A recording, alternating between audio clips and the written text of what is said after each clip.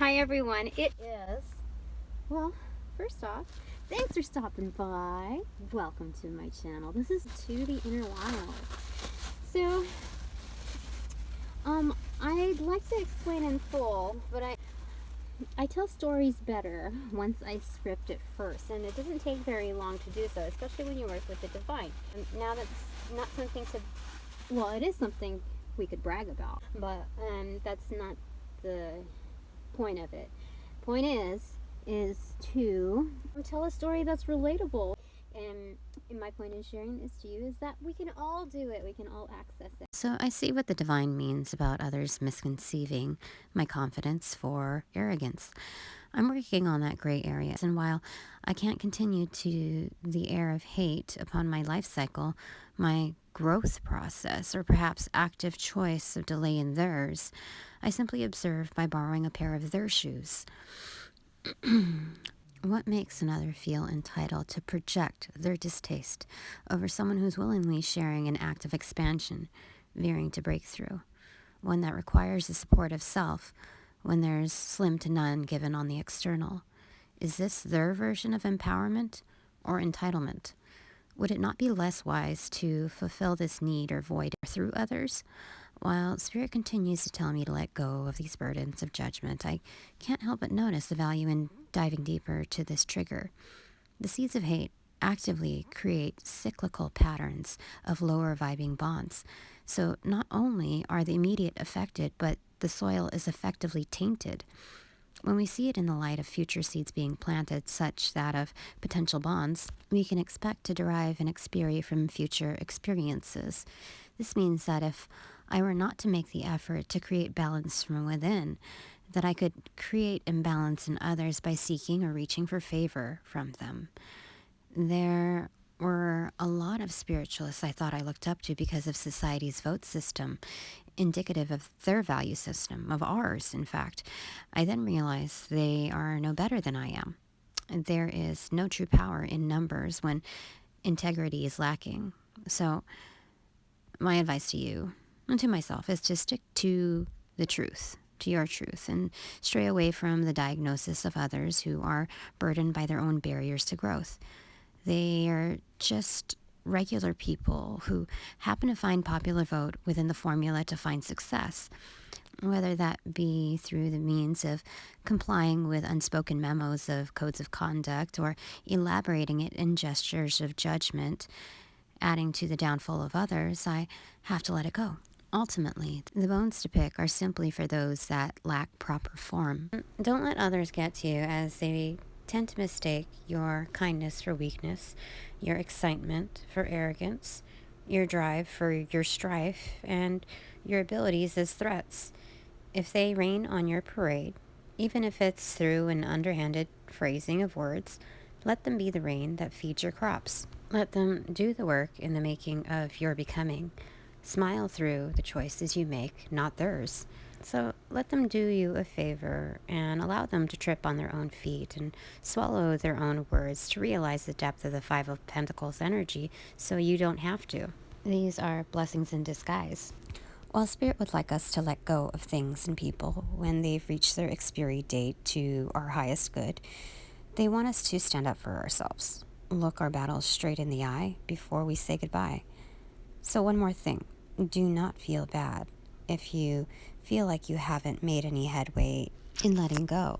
The process of release takes time, as we approach it from different angles we didn't realize existed within their bonds to us. So, because of like such amazing things that went on between the time I shut off the phone, or it shut down on me, and getting to here and now is about 3:45, and this part was intentionally left in to convey another side of the Five of Pentacles energy.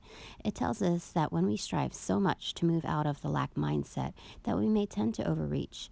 In attempts to make records of our lives through experience, we may stand too long behind the artificial mechanisms of memory. I use my phone for music and photos, so I'm partial to this energy, preserving the nostalgia of what's good. While it's wonderful to admire what's great in our lives, its glamorization leaves wafting effects to set standards or higher expectations of ourselves rather than taking the moment for what it's meant to serve. Spirit really does want us to unplug from time to time to give ourselves the opportunity to stand within our own blessings and evolve our perspective to vision, to just be without any fear of lacking more joyful moments to come. So gestures side more on living than seizing. In other words, receiving rather than taking. The message behind this is to believe that you can capture the best of what life throws at you, that you'll be in good enough condition to capture life's highlights when you're in dire straits or at an age without the ability to scroll or flip through past times. It's an act of self-love and self-preservation to do this for yourself in the now. Spirit wanted to show me this in the 15 to 30 minutes of my phone dying. I will show you later, but when you ever feel the universe is trying to convince you of something, just go with it. Believe in it. I almost didn't go out that day, but it wouldn't have been as remarkable if I didn't go with it. If I didn't just accept that there was far more I could capture outside of the tunnel vision of a lens cap. I'm glad I didn't feel like moments were lost because I couldn't capture it on film. It served as liberation than a burden. They were moments I didn't have to organize later and left exact impressions on me that were meant to be received.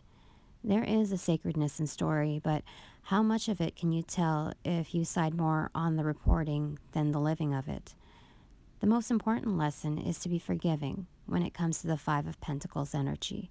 Whether you or someone else emulates it, perhaps it just means that we are focused way too much on our own perspectives that we have yet to see and understand that there's more to life than just what we have in our hands, or not for that matter.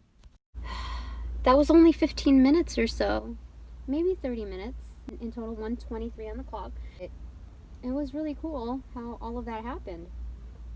I can't even, I took snapshots of what I could, but the in-between is kind of like, I told Spirit I was going to embed it in my brain, in my being, that I was 1:43 going to record it within my own experience. And anyway, so I thought, well, as soon as I got in the car, closed the door, it was 3:45. I could not, I have a lot. Okay, angels, you're with me. Yes, and budge in our guardians, guys. The highest wisdom for our highest good. Spirit as well. 3 came out. We have the sequence of the Court of Wands. So from Page to the transition of King of Wands, which tells me, because Spirit, or the Divine, will dish out whatever it is that you need to hear in whatever context. So even though this is a new deck and we could just easily dismiss it as shuffle more in order to get a clear read, but the thing is, when you invite them in, the universe happens so magically, so precise in its delivery. So this tells me that we're progressing from the Page of Wands, the initiation of an idea, of having that creativity, that spirit. Basically, it's like when you run a marathon, you're the next one in line and you're grabbing that spirit stick and you are running with it. Just by definition, I'm not actually reading intuitively to these cards by visually speaking. I'm just speaking in intuitive context based on its traditional meaning. 3:33 on the clock. So we go from that to mastering it. King of Wands, which it's the merging, the jump from the queen to the king, so you have your masculine and feminine, that balance of this suit. It's not to say that king trumps queen, it's saying that the queen, the receptive side, because you grow more once you receive more information. Well, the more information you have, the broader you are able to evolve the understanding that you already have. To cement it, like in manifestation, you have the action side, which is king. So that tells me what we're going through right now. I saw 4:43 on the clock.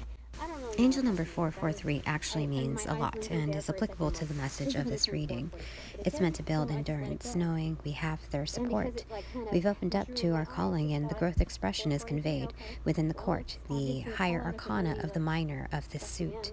Angels do this to give us the opportunity to move from integration to full immersion. Anyway, Divine wants me to tell you that, gosh, I totally forgot. I'm so sorry.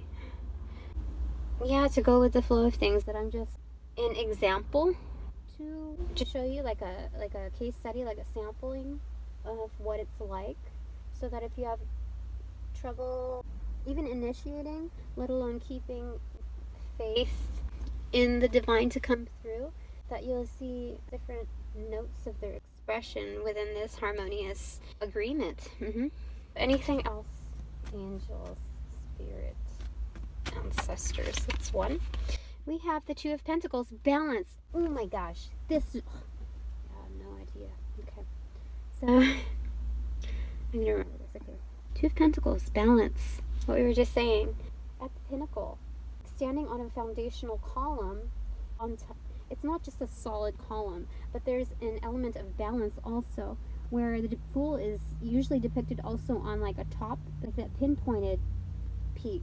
That this dance, it creates balance, a weightlessness. Yes, you see the pentacles? And that they're carried through the dance. You see that movement with the foot? That it almost has this like celestial crescent moon quality about it. Yeah, so it's very in tune with the divine captured in nature. Yeah. And then the heart area is supposed to depict fire. Fire at the heart, and it's red, yes, as well as his feet pointing downwards. Right? As above, so below. That passion within. Oh my goodness. Yes, and both feet. So it has 4 Fae here, or 5. 6, actually. So that's 6 of Swords. So there's healing within that balance. You have the headpiece of 2 horns, but that's not an evil quality. This is like ancestral. This is bonding with your spirit totem. A gazelle, maybe? Because a gazelle, I think, can reach high mountaintops easily. They're like graceful goats, if I'm not mistaken. Maybe you guys are also from the year of the monkey as well, because there's a monkey here, or you might have some kind of significance to that. The playfulness, yes, playfulness, monkey, and that there's growth also within that. You see on its hip bone, you have the swirl, and rays coming off of it. So this has a lot of grounding, rooting in so many aspects. You have the ancestral, you have the elementals, you have your spirit totems. And then you have your elements within, the fire within, the wind as well, air, and fire feeds off of the wind, or the swords energy. The discipline of dance or movement reveals your truth. Speaking louder than words, we are acting with the Ace of Swords intelligence, cutting through the air with our limbs as a projection of our heart chakra. Here we are elevating air to wind and intelligence to wisdom by moving to where our heart takes us.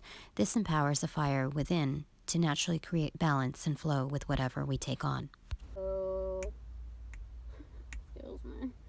I'm not sure about water here, but I think it's the fluidity, the motion of it, yeah? Yeah, I feel like that's what that is. Yeah, the salamander here, or the gecko, right at the center of the foundation, which is so non-assuming, but it's adaptable and quiet in its movement. Like, it doesn't have to say, hey, hello, I'm here, I'm a spiritualist, I can help you out. It doesn't need to market itself. It doesn't need to throw a sales pitch or a gimmick in its value of the foundation. So there's real, true strength there, in the quiet, even the observation of it. So that's also self-introspection, right? Introspection, that we're constantly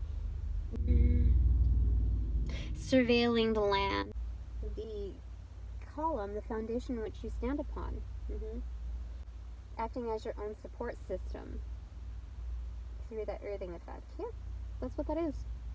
Okay, bottom of the deck, 11:21 on the clock, is 7 of Cups. We have so many options, yeah? So we're jumping back now to the intuitive reading based on sight. So 1, 2, 3, 4, 5, 6. 6 pentacles. And I'm strewn about right here. Much generosity. This is seeing higher ground, okay, and working together. There's a companionship in here. See, there's 7 cups here are represented at the base of their path. 1, 2, 3, 4, 5, 6, 7, 8. I just wanted to make sure. And all kinds of growth along the way. And the masculine is holding the map, the lay of the land. So he's pretty much like by the book, isn't he? And he has so much confidence in it. But he's also willing to, because the feminine is at his right side, so he is also willing to act upon her support, which is her sights as well, because she's part high priestess. If you can see the celestial moon in the background, yeah, that's the waning moon, which is that's new beginning stuff. Yeah. Oh, you guys, girls, souls. How cool is that? And so she sees all the options that lay before her, but those are like almost cookie cutter to her. She wants to start a new world. See, there's castles. Oh my gosh. Okay, so they unified. There's 2 castles, one representing his and hers. So it's the dominion. They're both leaving this dominion behind on a path together. And this could also mean, singularly speaking, it doesn't have to speak of relationships, but the dominion of what we conceive as the masculine as well as the feminine within us, that we're leaving that high seat behind, that understanding of what it means to be masculine, what it means to be feminine, this cookie cutter pre-scripted identity that was taught to us, yeah? What we picked up along the way, along the path. But if you look up rather than just looking down, and having faith within your own source, then you'll be able to see that new lands can be created. Yeah, that the castle above is so much more abundant. You see that tree? That tree is the first one to get the precipitation within the clouds, that thought energy, that dreamlike quality. So you've got the balance still, because there's clouds, there's, water in the air, right? So that there's a certain amount of the balance between masculine and feminine in that air energy, as well as like the thought processes and to plan and do and act, as well as the dreamlike quality, the celestial moon-like feminine quality mixed in there, that the balance creates buoyancy. So it's not quite seen to the eye of a regular person. My last job was within an executive support role to both the engineering and marketing departments within a public manufacturing organization. I reported to the VP of Marketing, so I was included in a lot of their meetings and periodic processes, as well as forming new ways of conducting maintenance routines, which included facilitating third-party communications and codes and standards, quality control, leading departmental internal audits, and enhancing business continuity plans. I supported the shifts between 50 to 60 people daily at different ranges of the hierarchy and organized communications for on-site personnel, which totals to about 110 people. I know what it's like to be in the masculine vibe. People think I may have had ish handed to me, but in all actuality, I really did have to work for it. I strove to work for it and created my opportunities during downtime. I had to make myself proud, even if my paycheck neither spoke to my name nor my role. I was never included in groups unless to work, or social groups unless it was political. And with only about 15% of the staff being women, I was nearly despised and ridiculed for not just wanting more, but working for more. They only got to the want stages of their occupation, which is partially why I find it so devastating to see that the same conflict is within spirituality, like it's some competition to strive for your best. People don't like when you outshine them. The only way I found vote with the same gender was to stroke their ego and dim my light. Well, I can't do that anymore to myself. It's such a bad example to our youth and decaying to our truth. So I hope that those that find avarice find respite in the fact that I have a backbone because I refuse to be pushed down by their negative outlook on my horizon. If I had to weigh on how they would feel in my shoes, then they would likely rather go barefoot. If they were anything like those that I intimately worked with, then barefoot simply meant getting a pedicure. But to each her own. They all have prettier feet than I do, but I know I can stand within my own power without the complacency of faux camaraderie. For those who don't want to see you shine are those that work as foes to your growth. In other words, our adversaries are our adversities, those we can karmically learn from. They taught me a very valuable lesson to care for myself, even if this was done inadvertently, which actually turned out to be the most honest form of help there. So while I remember the burdens of yesteryears, I only keep note of them for reference and let the rest go. My future, as well as yours, depends on the freedom of thought and choice to let go of the old world being. Now, jumping into more recent times, anytime I encounter such an old world attitude, I draw back, and instead of pinpointing why people can be so cold, I am now triggered to take care of myself, lean on me, love where I came from, and having the blessing of knowing the difference between the warmth of the sun and the warmth of a temporary body. This is something that is open to them. So she's pointing out, she's like, look, there's something better up there. You see how rooted that tree is? It won't shake. It won't shake.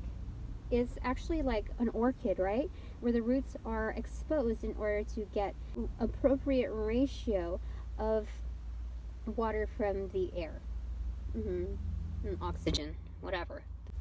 So I'm not yet very good with orchids, which is fine. You know, my favorite flowers are, I don't know, it's hard to choose. My most practical one, I would say, is like the big chrysanthemums. They're flowers with froze, and I love it. So anyway, they're happy, and I think they're pretty resilient. Yeah, they're happy. What else? And they kind of remind me of a more floral, petally version of a dandelion, right? Where you make wishes off of, you blow a wish, many wishes into the air, into the matrix, to take seed. Yes? Yes, that's what I feel like. So, that is what the divine wanted to show us. Yeah, that even there's like one cup that's behind them, of abundance, representative of, like kind of leaving that option behind. And so there's so much more before them. The Six of Cups energy. Oh my gosh, do you see this? Okay, Six of Cups. Six of Cups right before them. That is like a love, a nostalgic pastime love. 1717 on the clock. Oh, how cool is that? And then there's two shells right before them, representative for growth, independent growth as well. Oh my gosh. Walk your path if you want to not just attract your soulmate or the one, but to be whole. That is enough. That is enough to recognize that you are whole. You can enjoy it as is, yeah? And you can still reach greater heights. Yes. Because this is energetically speaking. There's a part of you, like the doer, the planner, that wants to go by the book, and it's not too bad to actually cross-reference notes to see what the usual strategy is, what works, the proven method, but also to elevate that and evolve your plans based on your sights and your experiences and putting it into better, more workable context, yeah? Oh, how cool. Very cool. Yeah. Yeah, see, the dude is, he has his boots on, right? So that's like knight energy, wearing the boots. Or even king, on his way to being a king, but that's knight energy. And then she's completely barefoot because she knows the value in detoxing and cleansing out all of the toxicities that she's absorbed along the path. It brings me back to the value of what the girls taught me. While none of us knew anything regarding spirituality, they were clearly teaching me that they got to know how things worked around there, and no matter how hard I worked, I wouldn't get anywhere, so to stop trying. because it's ruining the system of complacency they co-created. They created a network that transactionally supported each other, attempting to speak in the same language as their hierarchy. Regardless of the pinpointed reasons, all of it was meant to teach me to remember to take care of myself, and even if it doesn't mean getting a pedicure, to kick my shoes off once in a while. And while it feels effortful to belabor my truths from the past, it helps me reflect on what kind of old world attitudes I may be bringing into current state of mind. Am I hurt because I was hurt? Or is it more like I felt hurt and realized that people can just be hurtful because they are hurting? While our feelings to our burdens are legitimate, it is now up to us to, at the very least, call it out, forgive its source, find the blessing, and move our energy in more resourceful ways. Because we got this, regardless of where or how they stand. They are simply pop quizzes on our journey to keep us aligned. Anyway, thanks for listening while I work on my shadows. I think it could help others defy the laws of gravity when it comes to old world kin cheering for your downfall. And she can feel the ground, like almost gripping it, yeah? And that's really cool. Okay, so I think that's it for now. That was a little surprise reading from the divine. And thank you so much, angels, guardians, guides, ancestors, spirit totems, spirit, yes. Who else do we think?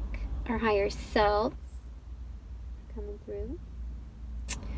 Our cosmic families, yeah? This is the universe stuff. Okay, so if you like the message, hit the like button. And then I will say to thee, thank you. And also for subscribing or considering it. Commenting down below. Tell me about your magical moment for the day. If there hasn't been a magical moment yet that you're aware of, then create one. Because time is only a construct of our society. Just think about it in terms of when you wake up and when you go to bed. And have a beautiful day.